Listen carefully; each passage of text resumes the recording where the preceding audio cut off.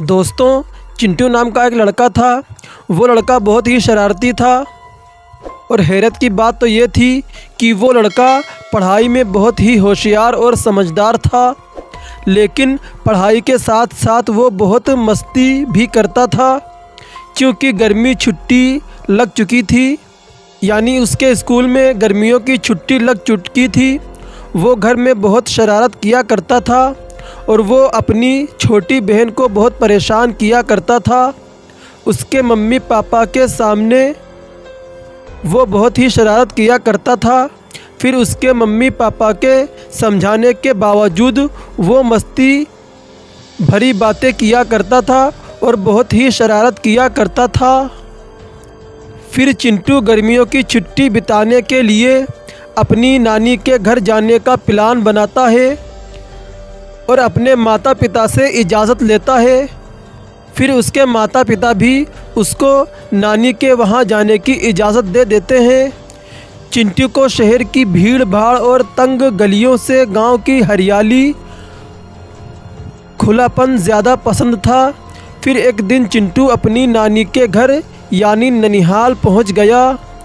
नानी चिंटू को देखकर बहुत ही खुश हो गई। जैसे ही चिंटू नानी के घर पहुंचा तो फिर क्या था, दिन भर दोस्तों के साथ मस्ती, कभी खेतों में, कभी बगीचे में और कभी गर्मियों में सबसे पसंदीदा जगह गांव का तालाब, जहां सभी बच्चे घूमने फिरने और खेल कूद किया करते थे। फिर ऐसे ही एक दिन चिंटू और उसके दोस्त गांव के तालाब से लौट रहे थे। फिर रास्ते में चिंटू को अचानक ही बहुत कमज़ोरी लगने लगी थी। साथ ही सर भी भारी हो जाता और उसका सर दर्द करने से वो अजीब सा फील भी कर रहा था। चिंटू को लगा कि आज कुछ ज़्यादा ही मस्ती हो गई है, जिससे उसे इतनी थकान महसूस हो रही है। हमेशा की तरह वो घर पहुंचा और अपने नाना नानी को दिन भर की बातें बताया और दिन की सारी बातें बताने के बाद वो फिर से मस्ती में लगने लगा। फिर अब तो शाम हो चुकी थी, मगर चिंटू का सर दर्द अब बढ़ने लगा था। साथ ही उसे बुखार भी होने लगा था। उसके नाना ने उसे दवा दी और उसके नाना ने गुस्से से कहा, चिंटू बेटा, कल तुम कहीं नहीं जाओगे। तुम्हें कल कहीं खेलने कूदने नहीं जाना है। बस मैंने कह दिया तो मैंने कह दिया। और चिंटू बेटा, देखो तुमने क्या हालत अपनी बना ली है। बेटा, तुम्हारी इतनी भी मस्ती ठीक नहीं है। चिंटू बेटा, आप चुपचाप सो जाओ, फिर तुम ठीक हो जाओगे। फिर अपने नाना की ये सब बातें सुनकर चिंटू सो जाता है। चिंटू साथ में अपने दोस्त डॉगी यानी कुत्ते को भी सुलाता है। देर रात अचानक ही कुत्ता ज़ोर ज़ोर से भौंकने लगता है। क्योंकि दोस्तों, कुत्ता चिंटू के पास ही सोया था, लिहाजा उसकी आवाज़ सुनकर चिंटू फ़ौरन उठ जाता है। चिंटू देखता है कि कुत्ता एक आदमी पर भौंक रहा है। नींद में होने के कारण पहले तो वो चिंटू को एक आदमी ही नज़र आता है। फिर जब वो चिंटू ध्यान से उस आदमी को देखता है तो उसके होश ही उड़ जाते हैं, क्योंकि वो कोई इंसान नहीं बल्कि एक भूत प्रेत था, जो कि ज़मीन से कुछ ऊपर हवा में खड़ा हुआ था। और उस भूत के बड़े बड़े दांत, लंबे लंबे नाखून और खून से लथपथ चेहरा लग रहा था। जैसे ही चिंटू ने उस भूत को देखा, मानो चिंटू के तो चेहरे पर हवाइयाँ ही उड़ने लगीं। एकदम से चिंटू डर गया। फिर चिंटू ने देखा कि चिंटू को वो भूत अपनी ओर बुलाने का इशारा भी कर रहा था। ये सब देखकर चिंटू एकदम से सहम गया। फिर चिंटू कुछ भी नहीं बोल पा रहा था, वो अपनी जगह से हिल ही नहीं पा रहा था कि तभी कुत्ता के लगातार भौंकने की आवाज़ सुनकर उसके नाना नानी भी जाग जाते हैं। जब चिंटू के नानी नाना चिंटू के पास पहुँचे तो देखा कि चिंटू बहुत ही घबराया हुआ है और डर से काँप रहा है।